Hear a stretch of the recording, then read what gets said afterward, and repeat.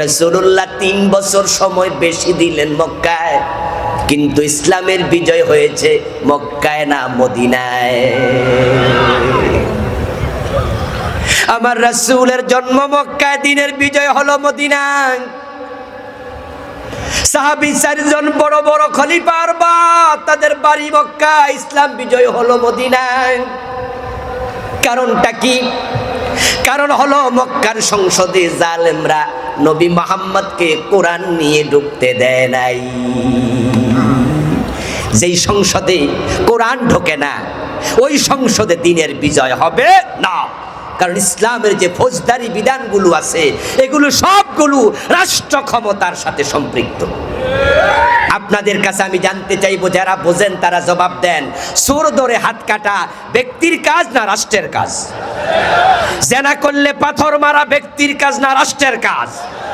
মদ পান করলে 80 বেত দেয়া ব্যক্তির কাজ না রাষ্ট্রের কাজ?